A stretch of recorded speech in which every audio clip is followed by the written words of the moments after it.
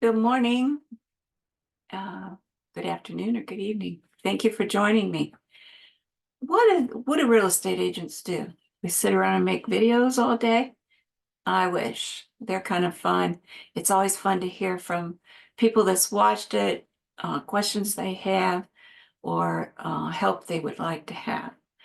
But I have a couple interesting stories from uh, just tells you what we are doing in the background.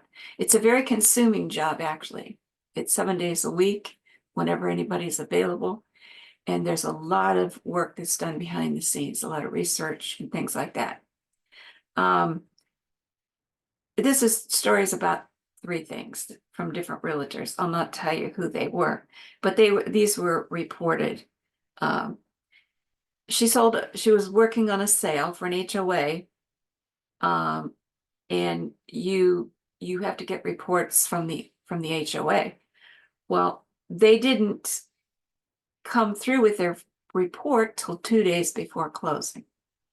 This is the things we try to avoid. We try to call, make sure everything's getting in on time. We don't want anything to come in late. And sometimes HOAs, not always, there's really great ones, don't cooperate. They have part-time people that aren't there all the time or something like that. And there were violations um, related to the property maintenance. They weren't big things, they were all small things, but they still had to be fixed. We have 2 days now to do this. If we'd have seen it 15 days ago when we asked for the report, or maybe even longer than that, we could have had them fixed by now.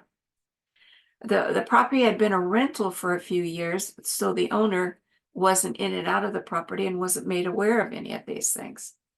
I'm not sure how they did that, but maybe they were made aware. I don't know. Anyway, we have a problem. If we want to close in 2 days, we have to get this fixed. So the normal time would be like 15 to 20 days.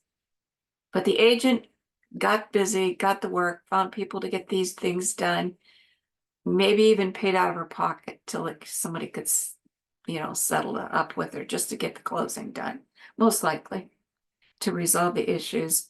And they did close on time. Been there myself. That's an interesting. The second one is they had a seller, they were divorcing, they couldn't resolve the issues about the house. The basement had flooded when Ida hit, and fortunately their insurance covered most of the cost. And the agent was able to talk calmly to both parties to understand the problems, that how important it was if they wanted to sell the house. Let's get to work on the problems, kind of cut out the disagreements a little bit. You both want the same thing here.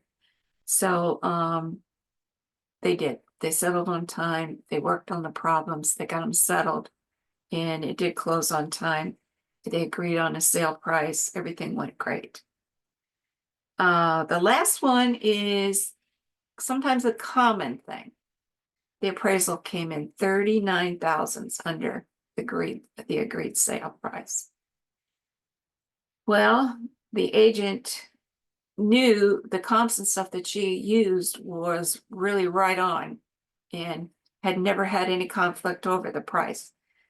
So she went to the appraiser, said, "Can we talk about this?" First of all, she noticed that there was a 900 square foot backyard that wasn't included in the appraisal price. And that alone was valued at 50,000.